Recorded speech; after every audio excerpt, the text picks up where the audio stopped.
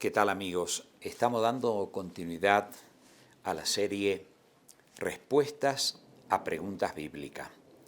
Por ejemplo, en los temas 3 y 4 hemos analizado allí en esos dos temas que la salvación es siempre por gracia, porque algunos cristianos dicen en el Antiguo Testamento era por las obras y en el Nuevo es por la gracia. No, señor.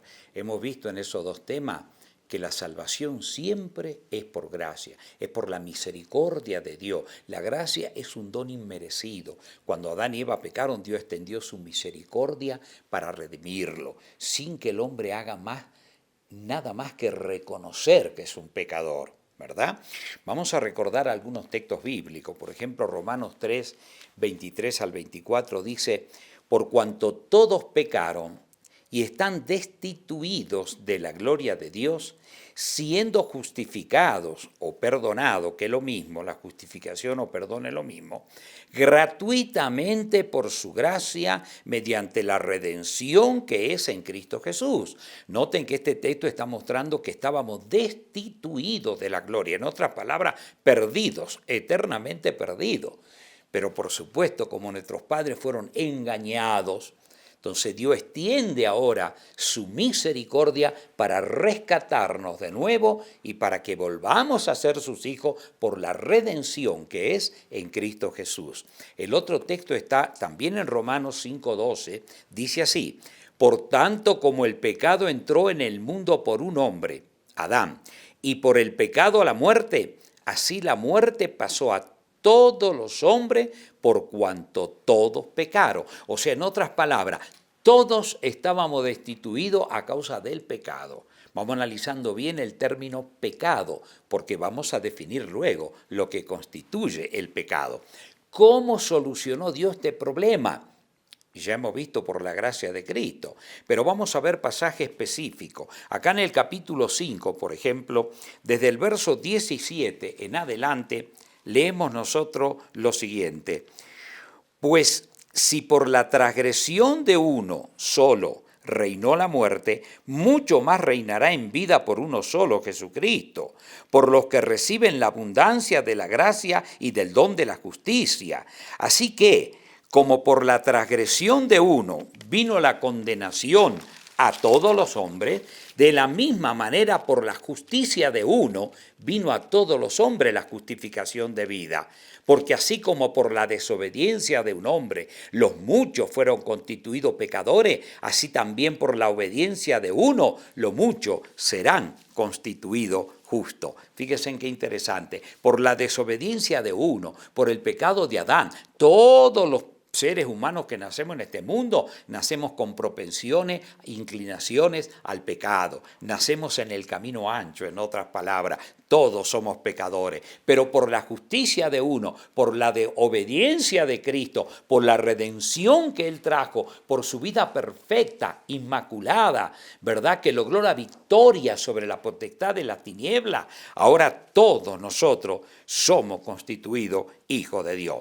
Ahora la pregunta lógica que surge es, bueno, ¿y cómo define la Biblia lo que es pecado? ¿Qué es pecado?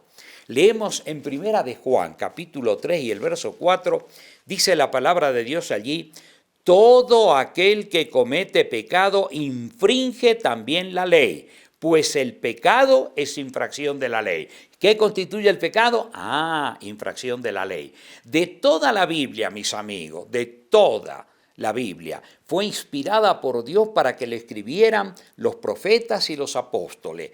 Pero los 10 sagrados mandamientos, Dios quiso descender Él con su propia mano y escribirlo para que no quede lugar a duda de la autoridad de la santísima ley de Dios, porque Dios sabía que iba a ser puesta en tela de juicio. Esa fue la rebelión de Luzbel en los cielos.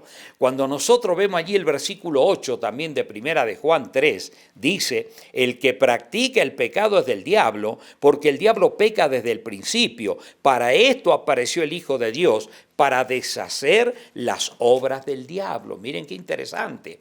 La pregunta es, ¿y cuáles fueron los pecados que cometió Luzbel que están reflejados en la santísima ley de Dios? Por ejemplo, si nosotros vamos al libro del profeta Isaías, el capítulo 14, Leemos allí desde el verso 12 lo siguiente. ¿Cómo caíste del cielo, oh lucero, hijo de la mañana? Un lucero, fuente de luz. Ese era el nombre que tenía Luzbel antes de su pecado. Cortado fuiste por tierra tú que debilitaba las naciones, tú que decías en tu corazón, subiré en lo alto junto a las estrellas de Dios, levantaré mi trono y en el monte del testimonio me sentaré a lo lado del norte. Sobre las alturas de las nubes subiré y seré semejante al Altísimo. ¿Qué tal? Acá por lo menos nosotros visualizamos tres principios de tres sagrados mandamientos que Dios escribió en su ley que Satanás se reveló. En primer lugar, él quería ser semejante a Dios. ¿Qué dice el primer mandamiento en la Sagrada Escritura? No tendrás dioses ajenos delante de mí.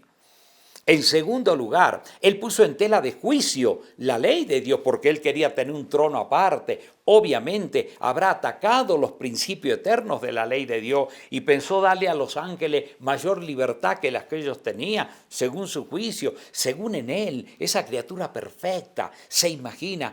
Es un gran misterio cómo en él surgió el mal, un pensamiento negativo. Así que puso en tela de juicio los principios de la ley de Dios y por lo tanto entonces juzgó el carácter de Dios. ¿Qué mandamiento ha transgredido allí Luzbel? ¿Verdad? El mandamiento que dice no juzgarás el carácter de tu prójimo. O sea, no levantarás falso testimonio. Él levantó falso testimonio contra Dios. Y por último, él codició el ser igual a Dios. El 10º mandamiento dice, no codiciarás. Cuando nosotros vamos al Génesis, vemos exactamente el mismo virus que penetra en la mente de nuestros primeros padres. Cuando Satanás tienta a Eva, ¿qué le dice? No moriréis, sino que seréis como Dios, sabiendo el bien y el mal. Cuando ustedes lean ahí el capítulo 3, los detalles, van a ver exactamente el mismo virus. Y dice que Eva vio que el árbol era codiciable para alcanzar sabiduría, la codicia.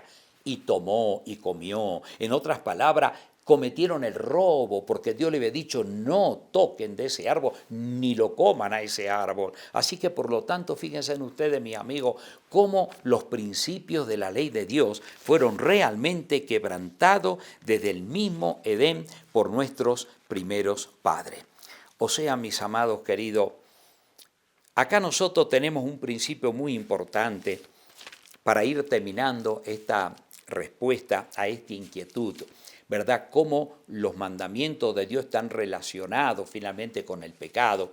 Jesús vino a salvarnos y a redimirnos de nuestros pecados, pero no para que nosotros continuemos en desobediencia, desde luego, sino para que seamos fieles a la voluntad de Dios. Por ejemplo, si nosotros vamos a la carta del apóstol San Juan, ahí nos encontramos con la primera epístola del apóstol San Juan, el capítulo 2, el versículo 1 y 2. Dice allí la palabra de Dios lo siguiente. Hijitos míos, estas cosas os escribo para que no pequéis. Y si alguno hubiere pecado, abogado tenemos para con el Padre, a Jesucristo el justo. Y Él es la propiciación por nuestros pecados. Y no solamente por los nuestros, sino por las de todo el mundo. ¿Qué nos está diciendo la Biblia, mis amados? La justicia de Jesús. La gracia con la cual Él nos perdona. Cuando nosotros nos arrepentimos de nuestros pecados, no es un manto para seguir cubriendo pecados, no. Jesús nos redime para que no pequemos más, para que vivamos en obediencia a los sagrados mandamientos. ¿Recuerdan ustedes cuando el Señor Jesús perdona a aquella mujer María Magdalena? El relato de ella está ahí en el capítulo 8 del Evangelio de Juan. Ustedes pueden ir a leerlo. Allí el Señor Jesucristo se confronta con un montón de adversarios de él que trajeron a una mujer que la habían tomado en adulterio para ver qué hacía Jesús, porque según las leyes de ellos debía morir. Pero no lo trajeron al hombre, la trajeron a la mujer sola. Si a los dos lo pescaron en adulterio, ¿dónde estaba el hombre? O sea, le hicieron una trampa a Jesús. Y allí dice que Jesús escribía en el suelo. Obviamente, ¿qué escribía Jesús? Escribía el pecado de ellos, porque Él les dijo, el que se sienta sin pecado, arrójele la primera piedra. Y obviamente que cada uno de ellos fue mirando y viendo que el pecado de ellos estaba ahí descubierto y se iba. Y cuando el Señor Jesús levantó la cabeza y le dijo, mujer, ¿dónde están los que te condenan? Y ella dijo, Señor, no hay ninguno. Entonces, ¿qué le dijo Jesús a esa mujer? María, yo te perdono también, te redimo, pero vete y no peques más. O sea, vete y obedece, ¿verdad?, la voluntad de Dios. Vete y obedece la voluntad de Dios. O sea, la gracia redentora de Jesús no es un manto para cubrir pecados, ¿se dan cuenta?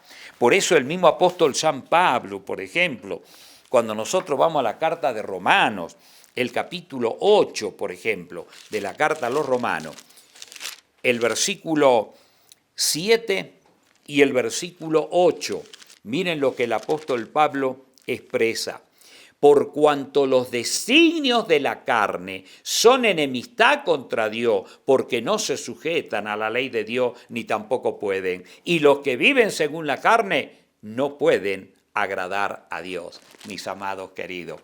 La gracia, como hemos visto en el tema 3 y 4, nos perdona de todo pecado.